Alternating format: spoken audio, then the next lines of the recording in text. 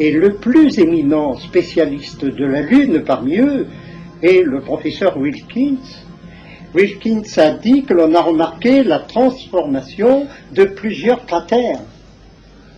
Et cela a été notamment confirmé par Maurice Chatelain, qui a travaillé 20 ans à la NASA, dont 10 années sur le programme informatique des Apollo.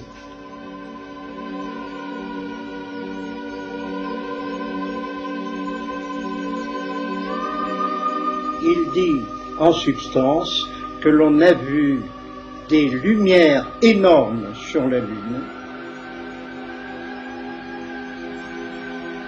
que l'on a vu des constructions, que l'on a vu des obélisques de 25 mètres de haut.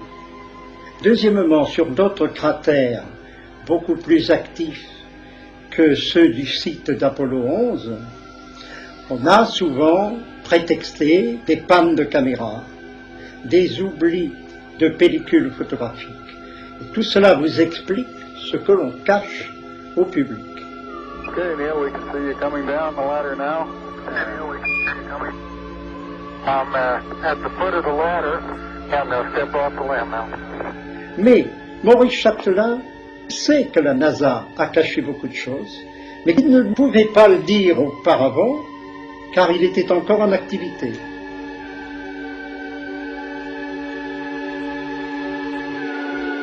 Donc ça bouge là-haut. Et donc il y a une activité de génie civil.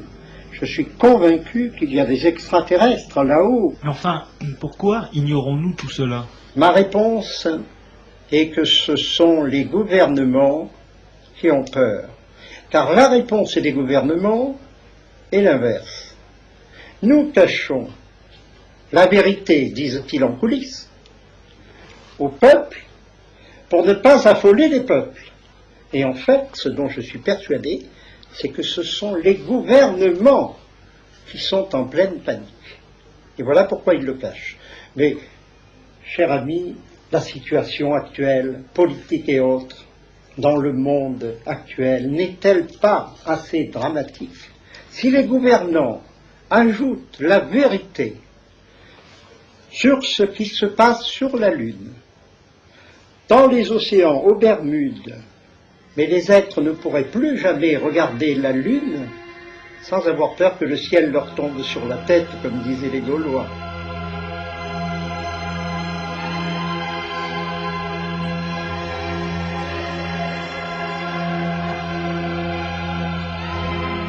Nous sommes au seuil de 20 années de bouleversements de toutes sortes, géologiques, humains, psychologiques, sociaux, moraux, etc.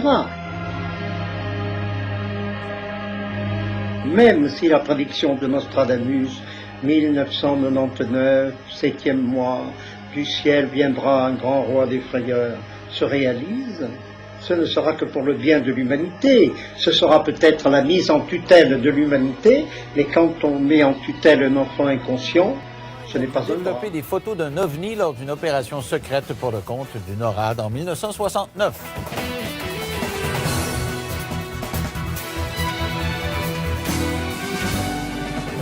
Alors, vous savez que le dossier OVNI m'intéresse, même si je suis assez dubitatif là-dessus. N'empêche que je trouve que ça vaut la peine d'en parler, surtout avec ce que la NASA a ouvert comme possibilité là, au cours des dernières années. Alors, la question que je me pose à chaque fois, comment ça se fait qu'il n'y a pas quelqu'un?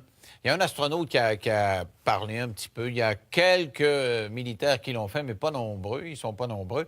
Alors, au Canada, voilà qu'un ancien militaire est prêt à nous raconter pour la première fois comment il a dû développer des photos d'un ovni lors d'une opération pour le NORAD. Donc, les autorités militaires était au courant de certaines présences OVNI, d'après lui, puisqu'on lui a demandé une mission à cet égard-là. Alors, il est dans nos studios de Québec. Il s'agit de Pierre, qui est accompagné de Jean Cazot, vous connaissez tous, qui est ufologue. Et Jean, bonsoir, d'abord. Allô, bonsoir. Et Pierre, bonsoir. Bonsoir. Alors, Jean, tu nous le présentes, c'est un de tes amis. En fait, dans les années 60, quand je dirigeais mon organisation ufologique, la SRPM, Pierre est venu se joindre à moi. On a fait des choses ensemble. Il était photographe à ce moment-là. On s'est perdu de vue un peu. Là, il est devenu photographe militaire. Ça, je l'ignorais. Il m'avait raconté une histoire que j'avais complètement oubliée parce que dans le feu de l'action, avec tout ce qu'on me racontait, finalement, j'ai mis ça de côté. Et tout récemment, on s'est retrouvés via Facebook, ces affaires-là. Et puis là, il me dit, tu te rappelles la photo? Il dit que je t'ai dit que j'ai développé à NORAD. Puis ça, là, j'ai fait non. Je m'en rappelle pas en tout. Je trouve ça curieux. Normalement, tu es un gars qui est assez alerte, là. C'est fondamental, un militaire qui voit quelque chose, là. Des fois, tu as des coucous qui voient plein d'affaires, puis tu les écartes, puis tu es un militaire, puis tu dis, je m'en occupe pas. Oui, non, mais c'est... Hey, j'étais jeune, là, j'avais 20 ans, moi, c'est pas m'écœurer. Fait que là, je me suis retrouvé tout récemment, où là, Pierre m'est revenu, puis il dit, voyons, Jean, tu te rappelles pas? Bien, j'ai dit, là, ramène-moi ça, là.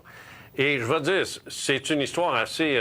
c'est assez époustouflant, là. C'est assez... Moi, je suis un peu soufflé. Et j'ai fait affaire avec un de mes partenaires aussi pour reconstituer la photo, parce que comme il va te le dire lui-même, c'est secret, cette affaire-là. Là.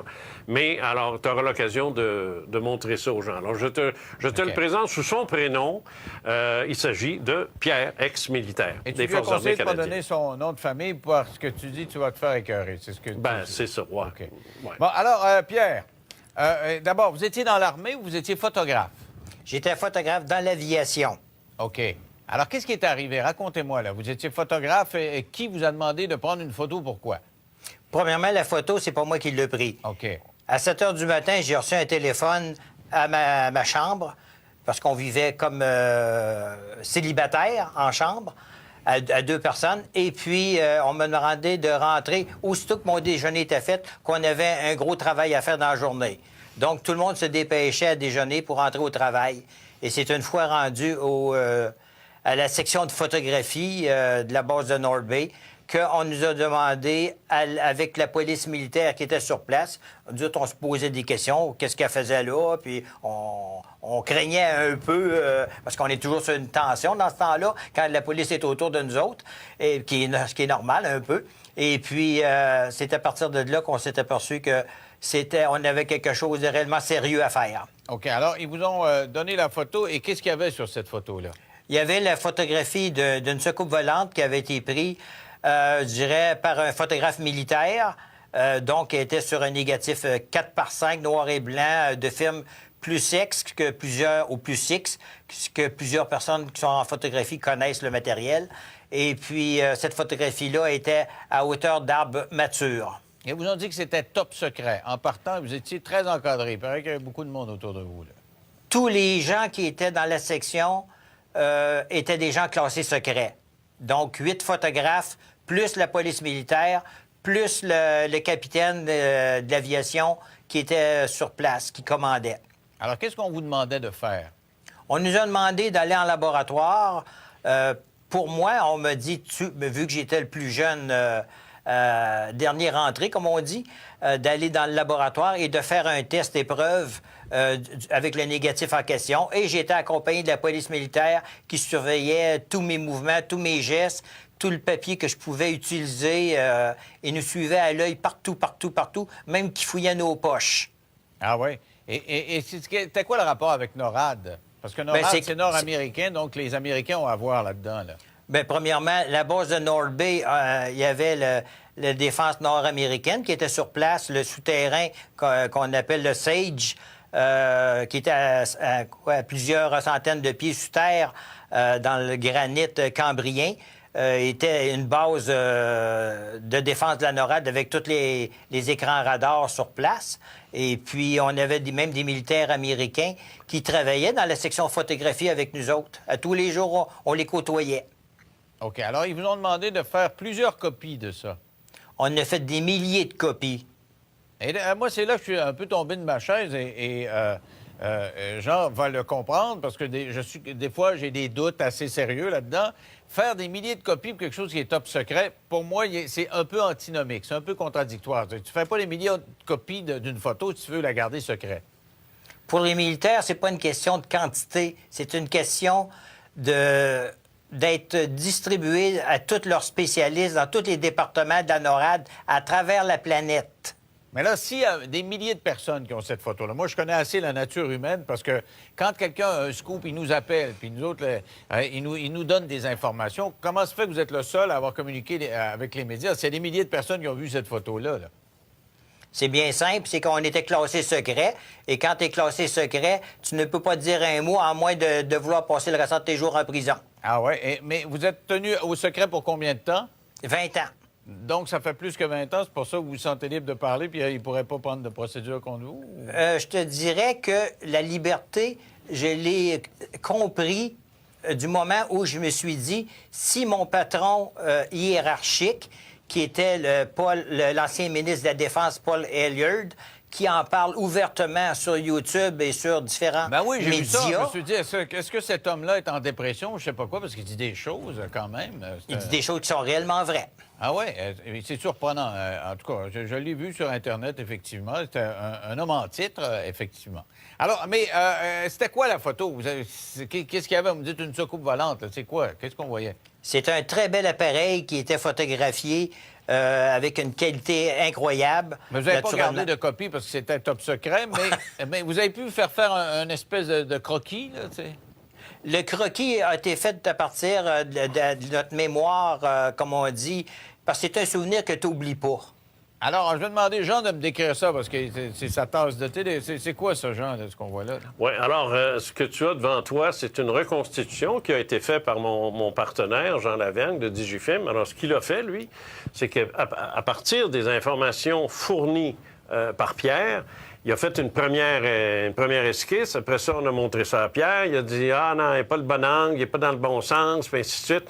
Bref, ça a taponné, puis à un moment donné, il a dit « Oui, c'est ça, c'est exactement ça que j'ai vu ». Alors, c'est l'épreuve finale. Ce que tu vois présentement, j'imagine qu'il est à l'écran, ce n'est pas la photo, c'est une reconstitution très fidèle à partir de l'image de Pierre. Tu peux confirmer avec lui ce qu'il en pense. OK, mais admets que j'ai quand même des doutes, là, moi. Là. T'en as tout C'est un le temps, dessin, c'est un dessin, c'est pas une photo. T'es Puis, né avec c'est un des gars doutes. qui me dit qu'il en a fait des milliers de copies alors que c'est top secret. Il y a de la misère avec ça. Attends une minute, là. D'abord, premièrement, je pense qu'il marque un point ici, là. T'es à NORAD, là.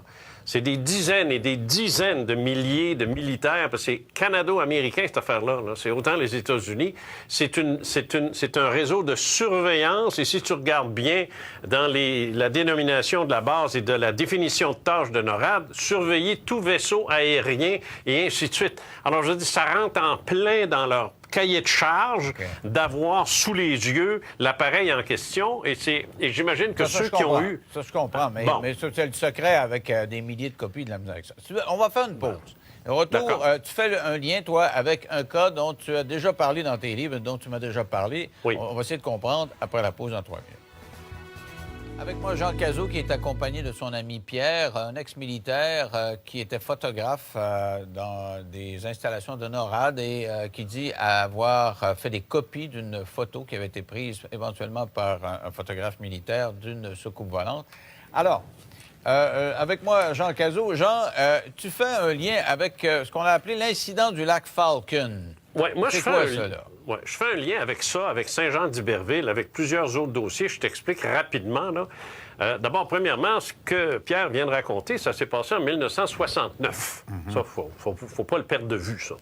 Alors, dans ces années-là, moi, les cas que je ramassais, les cas que j'étudiais, parce que j'étais en plein dans ça, là, moi, je commençais ma carrière, là, ce qui est intéressant, puis ce qui m'a frappé, c'est la description que les gens faisaient de leur ovni ou de leur objet, et qui est tout à fait similaire à ça, incluant les 3 pods qui en dessous.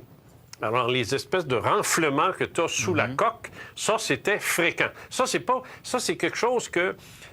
Il faut quasiment être là-dedans là, pour savoir ça. T'sais. Alors moi, j'ai trouvé ça bien intéressant qu'il y ait eu ces 3 pods-là sur lesquels les objets se posaient. Un l'a fait à Falcon Lake au Manitoba en 1967, où un prospecteur minier l'a vu, l'a touché, est sorti de là irradié, brûlé au 3e degré.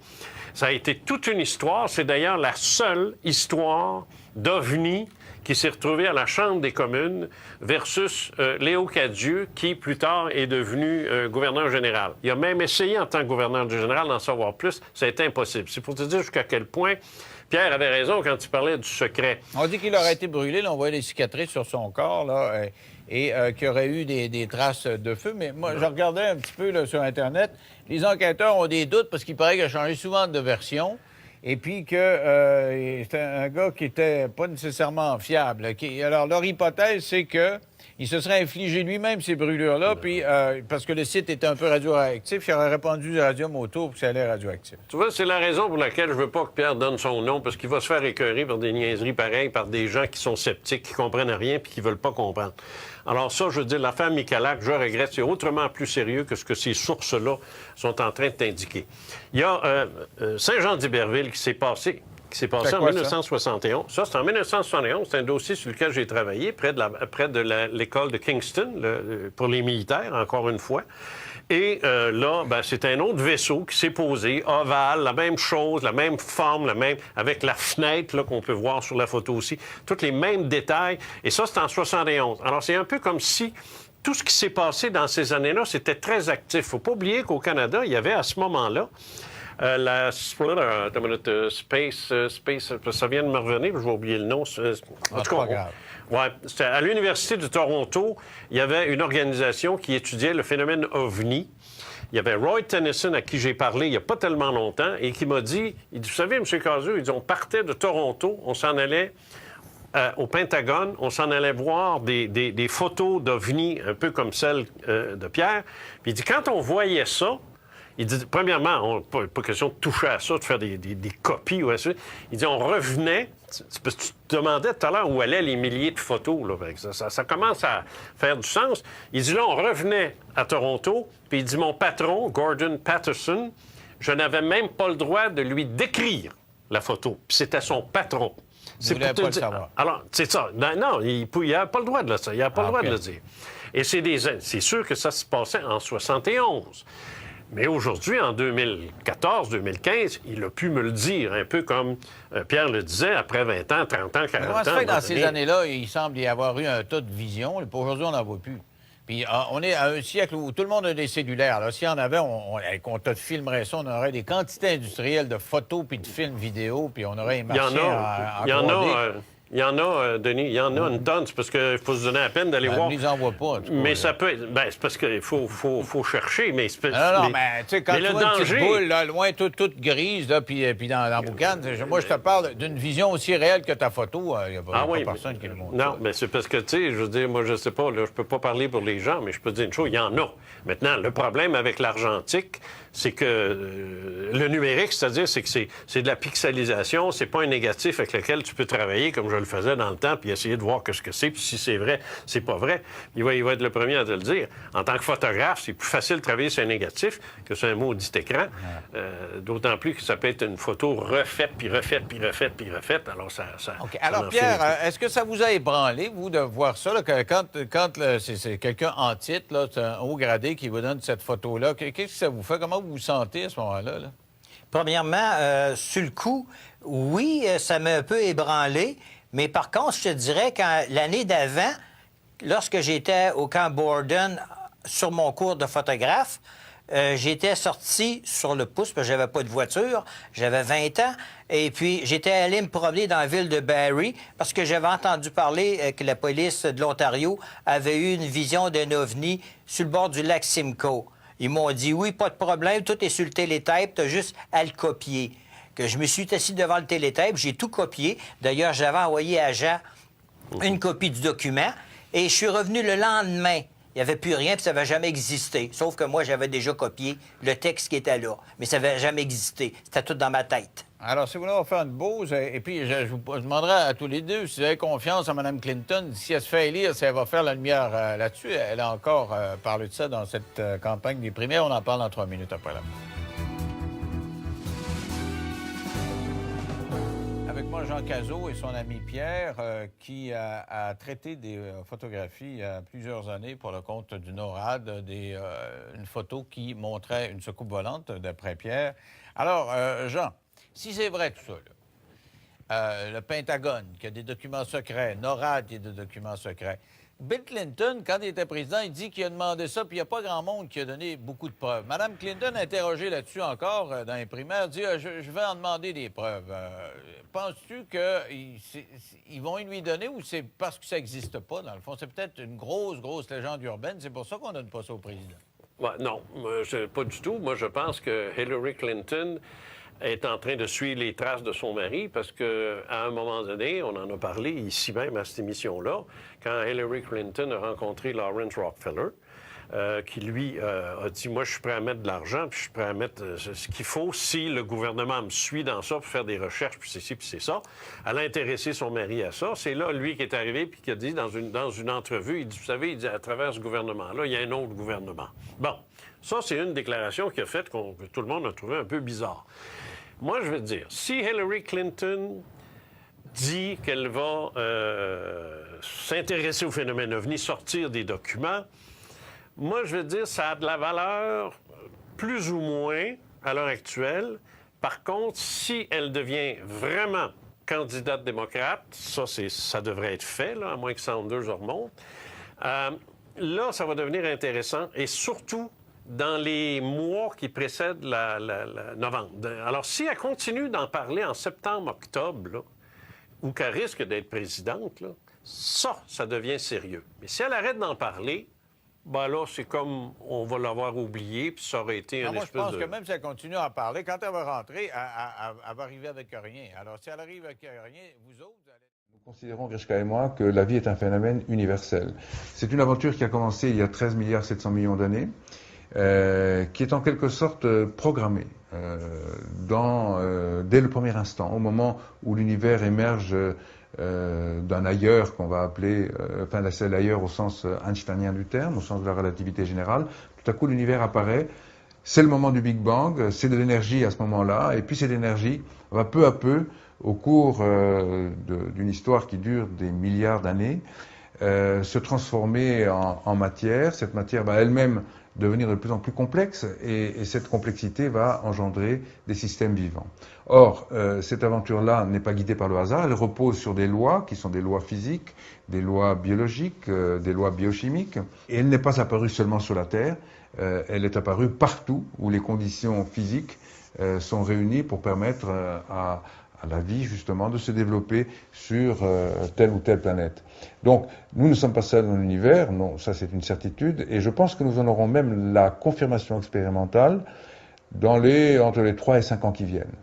Donc c'est vraiment, on est très très proche maintenant d'une observation qui nous permettra de dire à coup sûr, oui, la vie existe ailleurs, et elle a probablement évolué vers des êtres intelligents, aussi intelligents, sinon plus, que l'espèce qui peuple la Terre aujourd'hui. Ce mur de lumière, lui, qui est situé à 380 000 ans après le Big Bang, ce mur de lumière-là nous interdit d'aller jusqu'au Big Bang lui-même.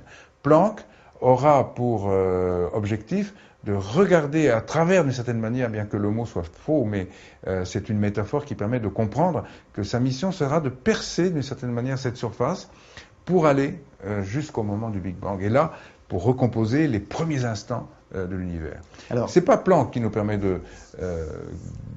d'avoir une idée plus précise de la vie ailleurs. Ce sont des satellites comme Corot, par exemple. Corot, lui, observe des étoiles qui sont semblables à la Terre, ou en tout cas dont les caractéristiques peuvent se rapprocher de celles de notre Soleil, des étoiles donc qui abriteraient des systèmes solaires, et on peut espérer qu'il découvrira de manière certaine la signature, puisque des planètes extrasolaires, on en a déjà découvertes, mais on n'a pas encore découvert la signature de la vie sur ces planètes, parce que pour ça, il faut un certain nombre de conditions, que ces observations sont difficiles, ces planètes sont loin.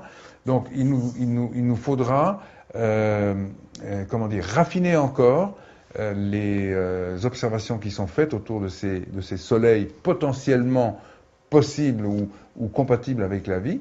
Et à partir de là, je pense qu'en effet, dans les 5 ans, on aura la confirmation certaine que nous ne sommes pas seuls dans l'univers. Les membres de la tribu Watusi, par exemple, sont très grands. Chez eux, la taille moyenne de la plupart des hommes approche les 2,10 m. Ils sont vraiment immenses. La Bible fait référence à des gens encore plus grands qui auraient vécu dans les temps anciens, comme le rappelle le rabbin Yitzhak Marmonstein du Centre d'études juives de Vancouver au Canada. Il y a des références très claires et très cohérentes dans la Genèse, dans les Nombres et dans le Deutéronome à des êtres géants qui auraient existé avant le déluge.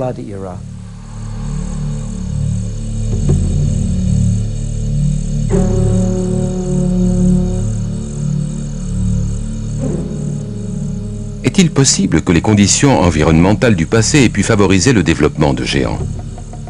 Nous savons bien sûr, d'après des éléments fossiles, que certaines espèces, comme les dinosaures, pouvaient se développer jusqu'à atteindre une taille considérable.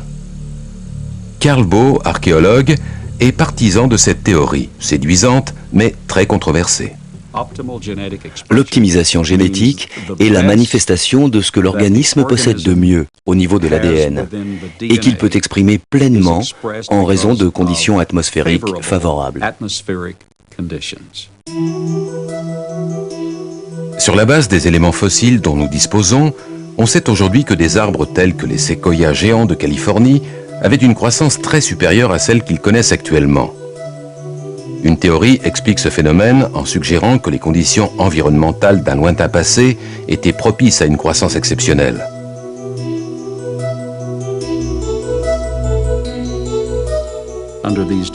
Dans ces conditions, les plantes et les animaux vivaient plus longtemps et étaient beaucoup plus grands. C'est précisément ce que nous constatons avec les fossiles. Les plantes avaient une bien meilleure croissance, de même que tous les organismes vivants.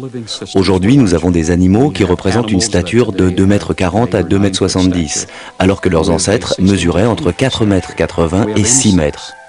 Regardez le cas d'un insecte comme la libellule. Aujourd'hui, une libellule a une envergure d'environ 10 cm. Dans les fossiles retrouvés, son ancêtre, le Meganeuropsis, présentait une envergure de 1,50 m. Dans le passé, tout était plus grand.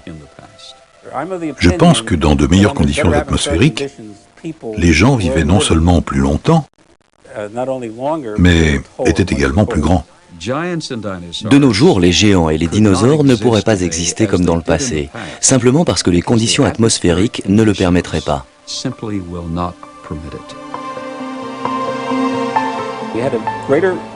À l'époque qui a précédé le déluge, la couche d'ozone était plus importante. Au moment du déluge, elle a diminué d'environ 1/7 de ce qu'elle était. Et par conséquent, la vie sur Terre, telle que nous la connaissons aujourd'hui, ne peut offrir la même espérance de vie. La diminution de la couche d'ozone se traduit par une protection moins efficace contre les rayonnements ionisants venant de l'espace. Et cela concerne également les plantes et les animaux. Je m'intéresse aux conditions originales de la Terre. Et après 35 ans de recherche dans ce domaine, j'ai tenté de reconstruire le contexte initial. Pour ce faire, j'ai demandé à nos ingénieurs de construire une biosphère permettant de doubler la pression atmosphérique, d'augmenter l'énergie électromagnétique, ainsi que le taux d'oxygène, sans aller jusqu'à la toxicité, afin d'éliminer les rayonnements ultraviolets et autres. Les expériences que nous avons menées se sont révélées très intéressantes.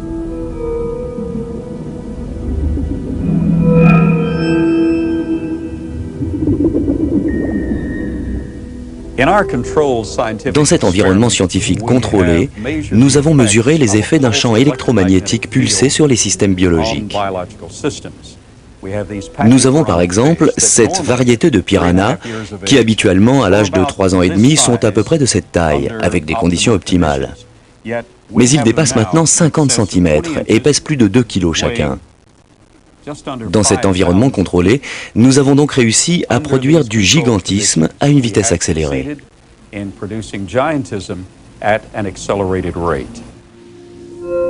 À première vue, ces recherches paraissent assez convaincantes. Le problème, c'est qu'aucun scientifique n'a été en mesure de les reproduire.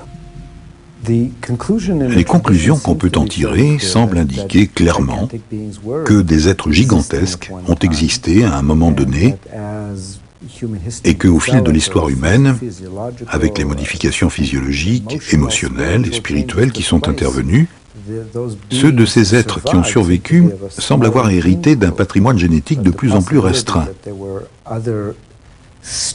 Mais la possibilité que l'humanité ait emprunté d'autres voies semble explicitement indiquée dans la Bible.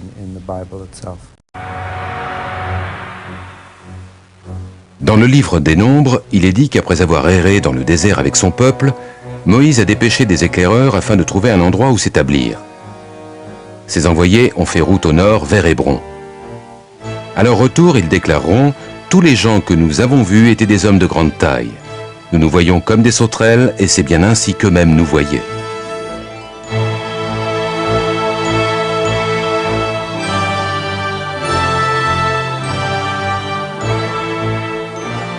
Les tribus ont poursuivi au nord-est jusqu'au mont Séhir, que l'on appelle aujourd'hui Pétra, en Jordanie. Ici également, comme l'affirme la Bible, vivaient des géants. Partout, les envoyés de Moïse vont trouver des traces d'hommes gigantesques.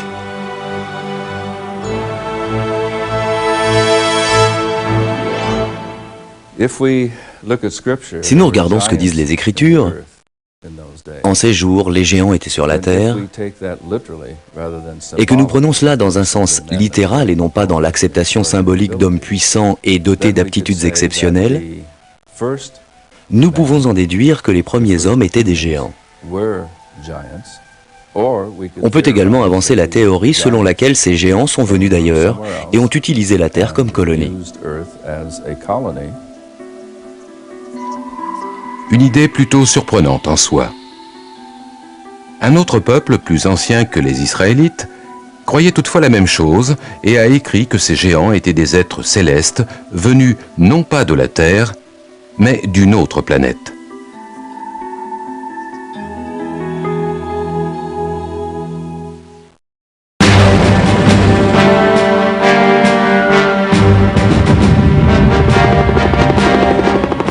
Nous sommes ici en Irak, un pays qui a beaucoup souffert de la guerre.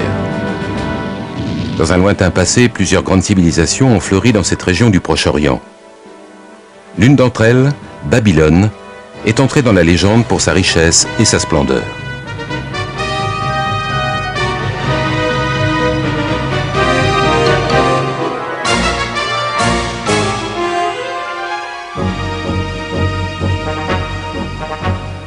Mais longtemps avant Babylone, il y a 5 ou 6 000 ans, une autre civilisation remarquable a vu le jour dans ce qui est aujourd'hui l'Irak. Les Sumériens possédaient une culture exceptionnellement avancée. La liste de ce qu'ils ont créé ou inventé n'a rien à envier à nos sociétés modernes. Ils ont mis en place le premier système politique à 2 assemblées, le premier système scolaire, et l'on pourrait citer des tas d'autres choses. Il faut donc se demander où ont-ils pris toutes ces idées. Je pense qu'il faut se tourner vers les anciens Sumériens eux-mêmes et écouter attentivement ce qu'ils ont à nous dire et qu'ils ont répété à maintes reprises.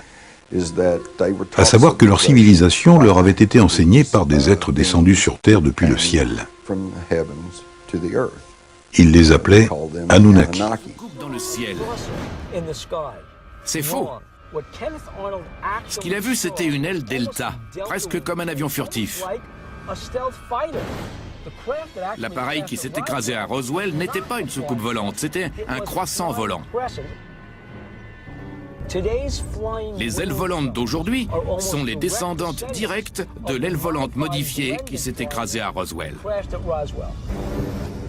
Dans une aile volante, le fuselage et les ailes ne forment qu'une seule pièce, créant ainsi un avion uniforme.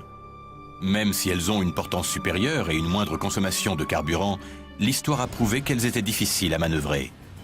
En 1944, les Allemands produisent une aile volante à réaction, mais la pression de la guerre a empêché ses créateurs de corriger les nombreuses difficultés techniques.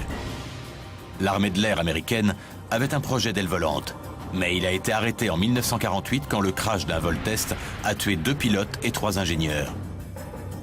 Les technologies tirées du crash de Roswell sont-elles à l'origine de l'amélioration de l'aile volante? Si les ovnis existent et que leur technologie est en avance sur la nôtre de plusieurs milliers d'années, je ne suis pas sûr que nous pouvons la comprendre. La rétro-ingénierie suppose de reproduire la totalité d'une machine déjà existante, depuis les composants électroniques complexes jusqu'à la composition chimique des matériaux de base. Ce n'est pas chose facile, même quand la machine à reproduire vient de notre Terre. Le bombardier B-29 est probablement le meilleur exemple de rétro-ingénierie. Pendant la guerre froide et les 2 guerres mondiales, les militaires ont pratiqué la rétro-ingénierie avec des appareils étrangers. Il y a des cas célèbres où l'armée américaine a mis la main sur des avions russes et a copié une fonctionnalité ou une caractéristique très performante de l'un d'entre eux. Ça marche dans les 2 sens, les Russes l'ont fait aussi avec nos avions. Il est certain que les armées utilisent souvent la rétro-ingénierie avec les appareils d'autres pays. Pourrait-il appliquer la même technique à des objets qui n'appartiennent pas à notre monde? Staline avait donné l'ordre de ramener un B-29 et de le reconstruire à l'identique. 31 juillet 1944. Un bombardier B-29 a des problèmes de moteur et est forcé de se poser à Vladivostok en Russie. Plus tard, 2 autres B-29 effectuent aussi un atterrissage d'urgence en Russie. Un autre appareil s'écrase en Sibérie. Les 4 avions sont conservés par les soviétiques et leur rétro-ingénierie donne naissance au Tupolev Tu-4. Les Russes ont reçu l'ordre de reconstruire le B-29 boulon par boulon. Ça représentait 105 000 pièces. Ironiquement, ce n'est pas toujours la machinerie la plus complexe qui est la plus difficile à reproduire. Les Russes n'ont pas réussi à tout reproduire. Avec le B-29, les Russes ont eu du mal à ne faire ne serait-ce qu'un petit pas en avant. Imaginez un ovni qui soit si incroyablement avancé, si sophistiqué, venu d'une civilisation qui est peut-être à des milliers d'années de nous en matière de technologie. On pourrait peut-être reproduire la géométrie des composants, mais qu'on comprenne la physique fondamentale qui se cache derrière, ça me paraît peu probable. L'affirmation que le gouvernement américain est activement engagé dans la rétro-ingénierie de vaisseaux extraterrestres a toujours été très controversée. Mais récemment, de nouveaux documents sont apparus, de prétendues preuves photographiques et écrites de la rétro-ingénierie de technologies extraterrestres.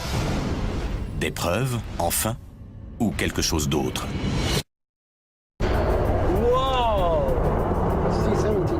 La technologie que nous connaissons aujourd'hui peut très bien avoir été développée par l'espèce la plus intelligente de notre planète, l'homme. Mais l'hypothèse que nous avons utilisé la rétro-ingénierie pour certaines technologies extraterrestres continue d'en intriguer plus d'un. Comme dans le cas de ces photos qui montreraient des drones militaires inspirés par de véritables ovnis. James Carrion, directeur du MUFON, a remarqué des similitudes frappantes entre les photos du soi-disant drone et un célèbre crash d'ovnis survenu en Pennsylvanie. 9 décembre 1965. Des milliers de gens dans 6 États et à Ontario, au Canada, racontent avoir vu une boule de feu traverser le ciel. De nombreux appels de témoins ont été enregistrés et existent encore aujourd'hui. Une énorme boule de feu blanche a traversé le ciel. Il y avait un objet dans le ciel 2 minutes avant 5 heures. Des débris métalliques tombent dans le nord de l'Ohio et l'objet crée plusieurs bangs supersoniques dans l'ouest de la Pennsylvanie. Selon des témoins, il finit par toucher le sol dans la forêt, non loin de Kecksburg, à une 50aine de kilomètres au sud-est de Pittsburgh, en Pennsylvanie. Les pompiers locaux se précipitent sur les lieux, mais une unité de l'armée a déjà sécurisé la zone. On raconte que les soldats ont emmené le mystérieux objet dans un lieu tenu secret, qui pourrait être la base aérienne de Dayton, dans l'Ohio. L'explication officielle est qu'une météorite s'est écrasée. Mais de nombreux témoins et journalistes sont convaincus que c'était en réalité un ovni et qu'il aurait joué un rôle clé dans le programme de rétro-ingénierie de l'armée américaine. Si on regarde les témoignages de ceux qui ont vu l'objet de Kecksburg, ils l'ont vu faire un changement de trajectoire de 25 degrés, comme s'il était contrôlé par une intelligence quand il est tombé. Les témoins disent aussi que l'appareil trouvé sur le sol était intact. Il avait creusé une tranchée sur son passage et cassé quelques arbres. Il a été enlevé par les militaires qui l'ont chargé sur un camion et l'ont emmené hors de la zone. Les recherches de James Carrion ont révélé que de nombreux témoins du crash de Kecksburg ont rapporté avoir vu d'étranges symboles sur la base de l'OVNI. Lorsque la ville a érigé un monument pour l'objet qui s'était écrasé, Les symboles ont été recréés. 40 ans après le crash, on retrouve ces mêmes symboles dans un autre contexte. Vous voyez la corrélation entre les symboles sur le drone et ceux qu'on a vus sur l'appareil de Kecksburg. Si les documents du Carrett sont authentiques, cela signifie que le gouvernement pourrait passer par des entreprises privées pour la rétro-ingénierie. Les sociétés privées constituent un gros avantage, car elles ne sont pas tenues de respecter l'accord sur la liberté d'information. Les objets que l'on voit sur ces photos ne collent pas du tout avec la physique aéronautique. Par exemple, la répartition de la masse du centre de gravité ne va pas du tout. Un appareil comme celui-ci ne pourrait absolument pas voler à grande vitesse. Ce qui me fait penser qu'il y a une sorte de technologie miracle qui dépasse tout ce que nous connaissons aujourd'hui. Peut-être qu'il s'est enveloppé d'un champ de force qui lui donne son aérodynamisme. Ce n'est qu'une spéculation, mais il est très important de prendre en compte les lois de la physique. Vous avez pu les analyser? Oui, ce sont les images des drones. Le docteur Bruce McCabe est un physicien optique de la marine américaine, spécialisé dans l'analyse d'images. Lui et Ted Ackworth analysent ensemble les photos des drones. Ces photos ont été publiées sur Internet. Ce qu'on remarque tout de suite, c'est que ce ne sont pas des structures aérodynamiques. Non, pas du tout. Si c'est un véritable appareil qui vole réellement, c'est grâce à des moyens extraordinaires. Il pourrait être extrêmement léger et rejeter de l'air vers le bas.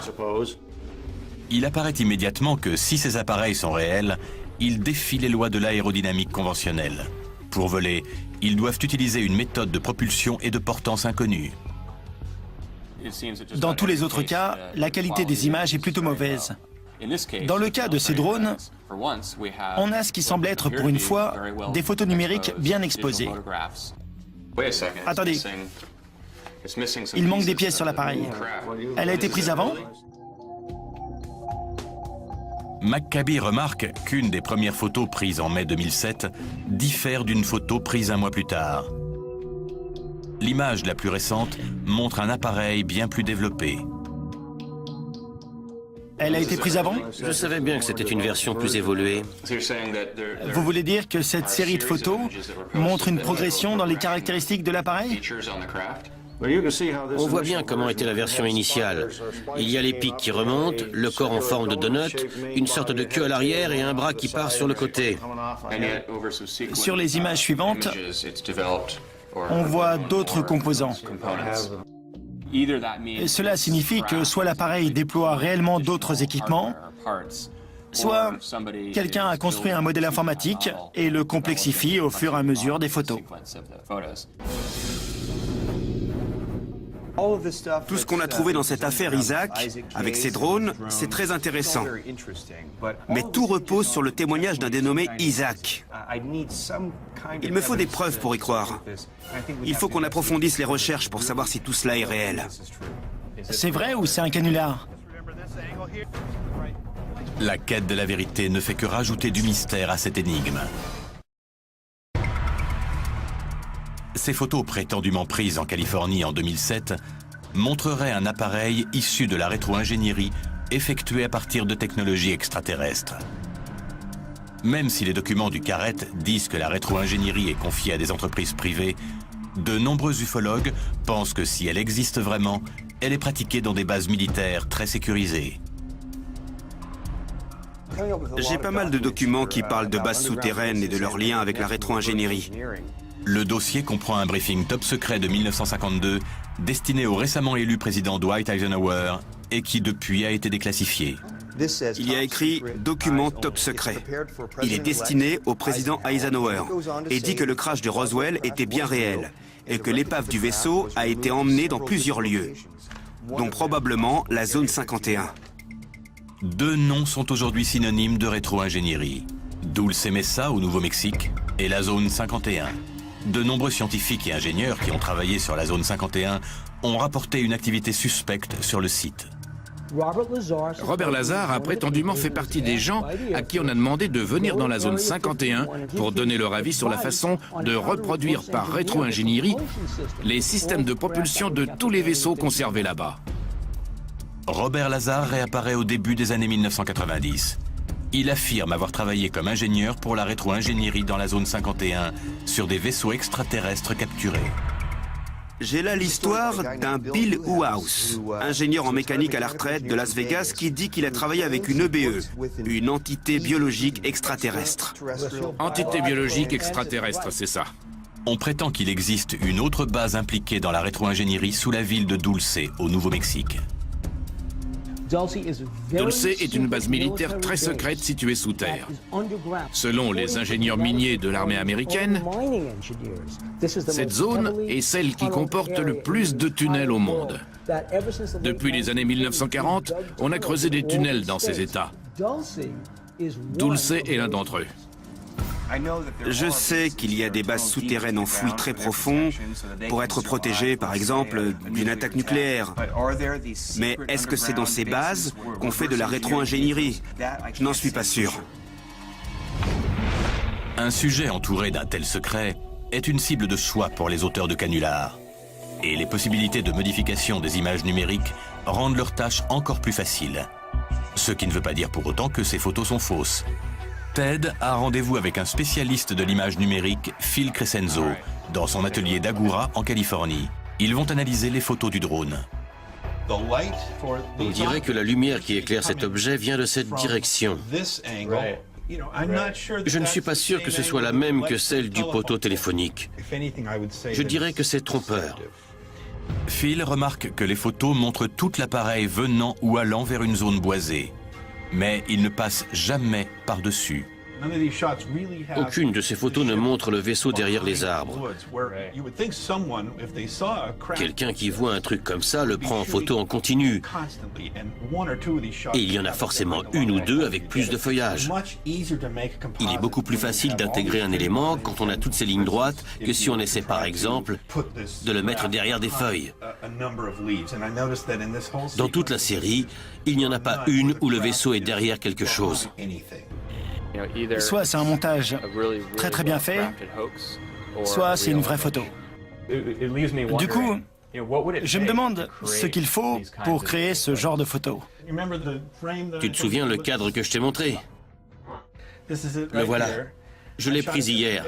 J'ai laissé un joli trou au milieu pour pouvoir rajouter quelque chose. J'ai estimé rapidement la lumière dans ce plan et j'ai fait un rendu 3D d'un objet. Si je le pose simplement au milieu, ça donne une image un peu artificielle. Pour moi, on voit bien que l'objet est juste collé dessus.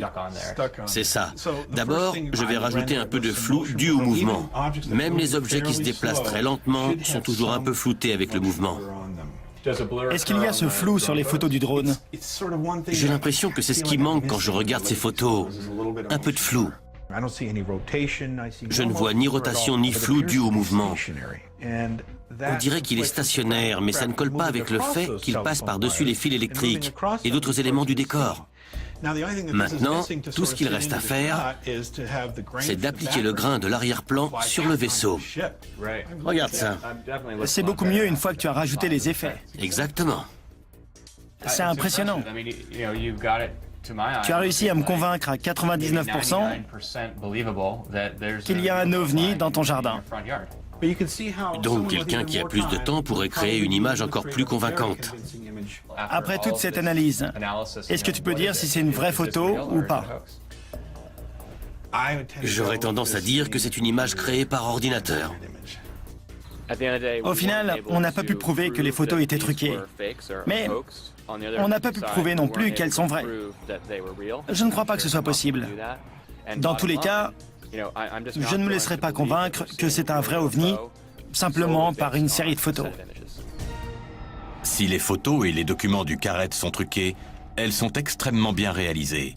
Quelqu'un aurait passé des heures à créer et à améliorer ces documents. Mais pourquoi? Pourquoi tous les témoins restent anonymes?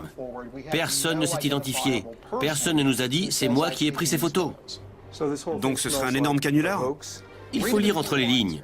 En haut de ma liste, je place la désinformation. Est-ce qu'ils essaient de cacher de véritables technologies aliens? Que des extraterrestres sont venus nous rendre visite? Ou simplement une arme top secrète? Ce que je vois, c'est qu'il y a un secret qu'on essaie de protéger, de cacher. C'est ce que le MUFON veut découvrir. Quel est ce secret? On sait que les pays ont tenté de créer de nouveaux types d'appareils après la Seconde Guerre mondiale. Dans les années 1950, plutôt que de procéder par rétro-ingénierie sur la technologie alien, beaucoup ont créé leur propre technologie. En 1953, Avro Canada dévoile le projet Y2. Une véritable soucoupe volante. La voiture Avro était une soucoupe de 5 mètres de long qui utilisait un rotor turbo pour sa propulsion verticale. Mais même avec les millions de dollars dépensés en recherche et développement, l'appareil ne pouvait